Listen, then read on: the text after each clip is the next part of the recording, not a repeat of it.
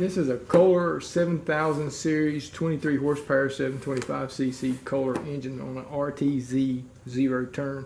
It had a valve cover start to leak, and I noticed the oil was all down through here and it was up under these shields, and I wanted to clean it. I wanted to find out. I figured the valve cover gasket was leaking, but I wanted to check and make sure that the breather hose was connected and that the little PVC or on a lawnmower, I think it's called a reed valve, wasn't stuck or damaged. And these are fairly new, so they're not, and I couldn't find it on YouTube. So what I'm going to do is a really quick video to show you how to get past, how you take off this throttle linkage and your governor spring, and it's a real simple way.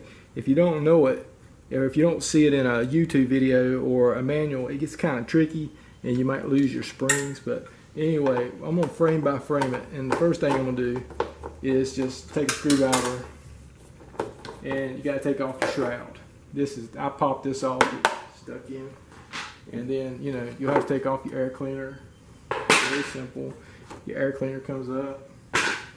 You'll need a 8mm and a 10mm and probably an 8mm wrench that can reach under, so you don't have to go to any extensive disassembly.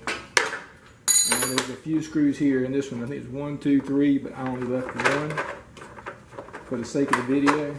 I just left one there, and then comes right off. Well, you'll have two nuts right here on your carburetor. I took them off, and it slides on and off.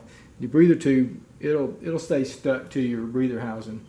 You'll either have to pull it loose from here or pull it from out there. Mine was broke, so I did have some vacuum leak there.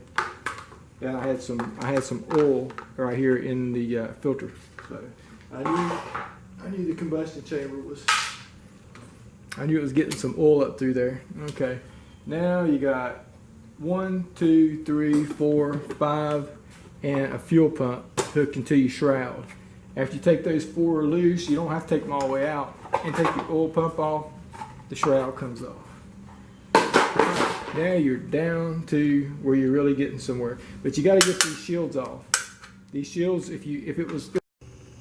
All right, here's a little more detail after we get to the point where we want to take this off. There's going to be a fuel line and a air breather line. They're going to be hooked to L brackets.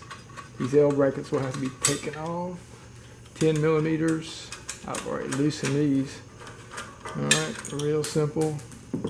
And there's going to be one on this side. There's nothing hooked to it. I think it was originally for a gas line, but it's going to hold these are going to hold these flappy pieces right here.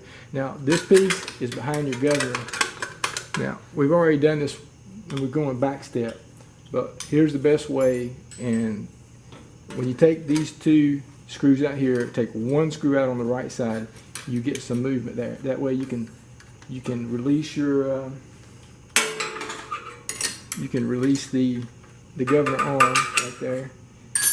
That's a 10mm. Slide it out with the carburetor, and it'll lift right up. Oh, and the 2 springs are still hooked on.